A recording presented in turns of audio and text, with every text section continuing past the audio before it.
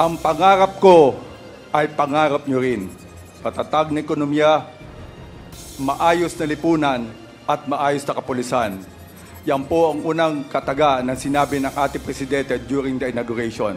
Ang masasabi ko po sa inyong Excellency, Sir, matutupad po.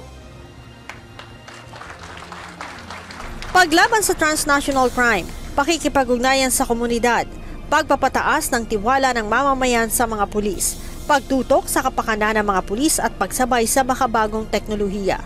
Ito ang ilan sa mga tututukan ng bagong talagang pinuno ng pambansang pulisya na si PNP Chief Police General Romel Francisco Marbil.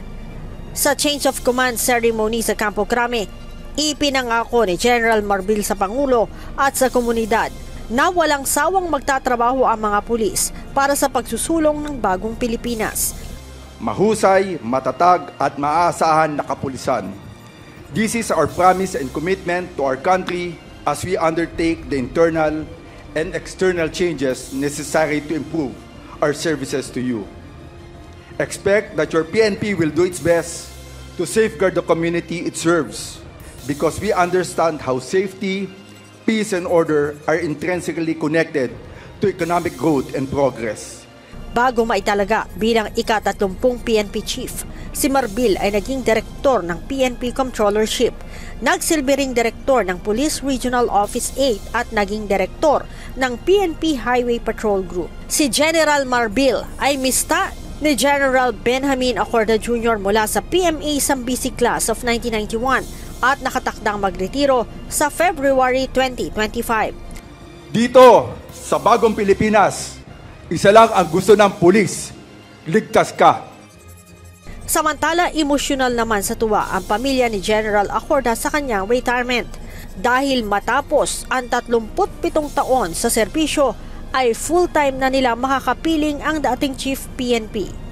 Now, after 37 years, 1 month, and 14 days of faithful police service, and upon your retirement day, it is now time to retire your badge. You may now detach your badge. Welcome home, Papa.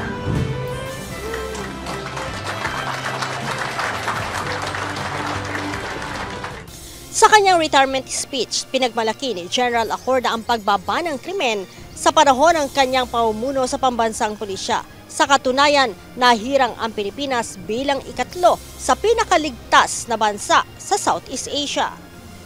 Ipinagmalaki din ito ang magandang imahe ng organisasyon at nagpasalamat sa mga opisyal at tauhan ng PNP sa suporta sa kanyang pamumuno. Sir, if I fell short of your expectations, I will take full responsibility. But I say, I did my best. If I happen to exceed your expectation, I humbly attribute our achievements to the men and women of the PNP, from the command group down to the policemen in the streets, as well as to our non-uniformed personnel, especially to the families of those who selflessly sacrifice their lives just to fulfill your marching order, that is, to make our presence felt on the streets, make the community safer, and to defend our democratic institutions, our cherished ideals. Nauna nang sinabi ni General Acorda na handa pa rin siyang tumulong sa Marcos administration kung sakaling bibigyan siya ng pwesto sa gobyerno.